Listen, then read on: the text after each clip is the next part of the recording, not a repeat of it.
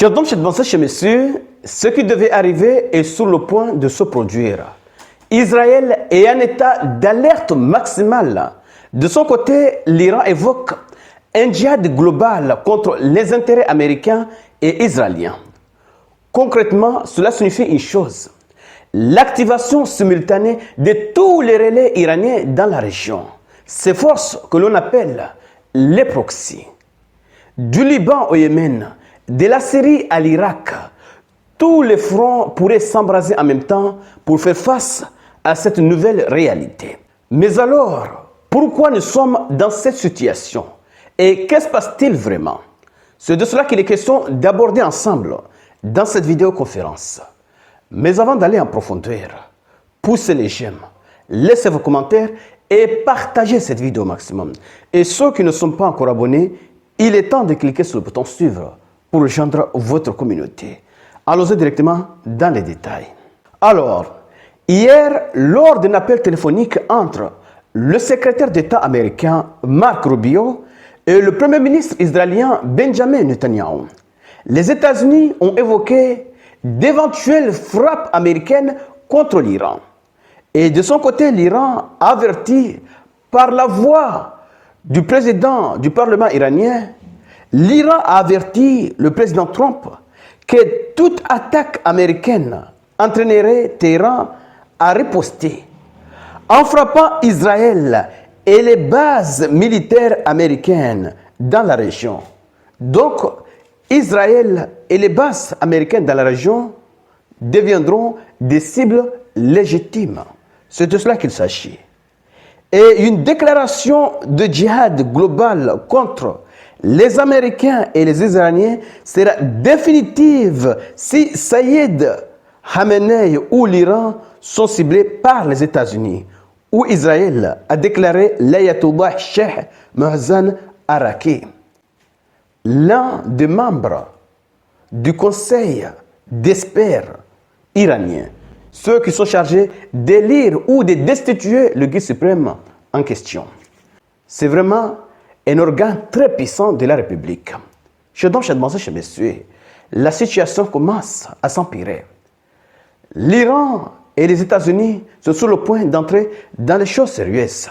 Trump n'accepte pas l'idée que l'Iran puisse gérer son pétrole. Trump n'accepte pas l'idée de voir un Iran fort et indépendant.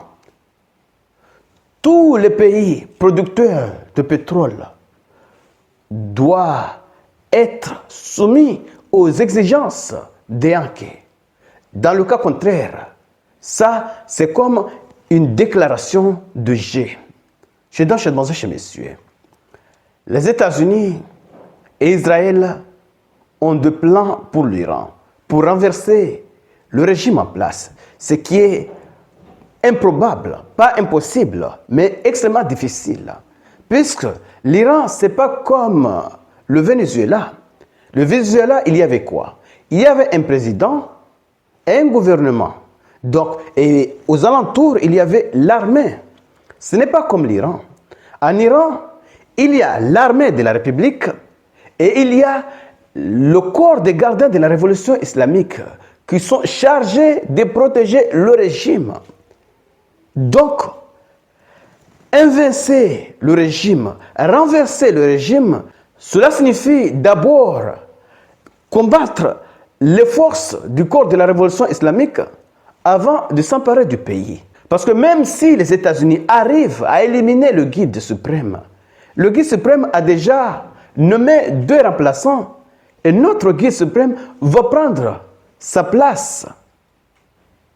Donc ce n'est pas une question d'éliminer le guide suprême ou de le laisser continuer à diriger le pays.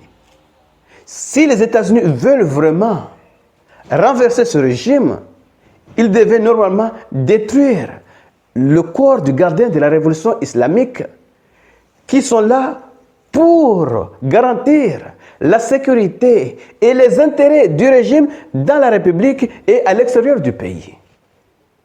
Si c'était seulement l'armée régulière, peut-être que la CIA pourrait s'infiltrer dans cette armée pour peut-être éliminer le président éliminer les membres du gouvernement et changer le régime. En Iran, ce n'est pas le gouvernement qui gère le pays. C'est le gouvernement qui représente le pays à l'extérieur du pays. Mais le vrai pouvoir est sur les mains des mollahs. Donc, pour renverser le régime iranien, il faut d'abord éliminer les mollahs. Et les mollahs sont nombreux. C'est une structure qui est bien formée, avec une armée costaud. Il ne faut pas oublier que les corps de gardiens de la révolution islamique d'Iran sont beaucoup plus fortes que l'armée régulière. Donc, je demande ça chez messieurs. Comment les États-Unis vont faire pour, comment dirais-je, renverser ce régime? Ça sera vraiment quelque chose extrêmement difficile. Mais quand même, Israël voit sa dernière chance de frapper l'Iran s'envoler. Parce que si le mandat de Trump s'achève, peut-être qu'à ce moment-là, Israël n'aura plus personne qui aura beaucoup plus de détermination comme Trump pour, oui, s'attaquer à l'Iran. Donc, il faut coûte que coûte essayer maintenant avant que ce soit trop tard. D'ailleurs, les Israéliens, le Premier ministre l'avait déjà déclaré, qu'il est temps, oui, de se battre avec l'Iran. C'est maintenant qu'il faut le faire, pas après. Pourquoi? Parce qu'après, l'Iran sera très très forte. Pourquoi? Parce qu'après, il n'y aura pas Donald Trump. Et peut-être que le prochain président, que ce soit démocrate ou républicain, n'aura pas cette détermination de Trump, oui, d'attaquer l'Iran. Alors, je demande, chez messieurs, partagez cette vidéo au maximum. Et surtout, restez connectés pour la suite des événements. Merci.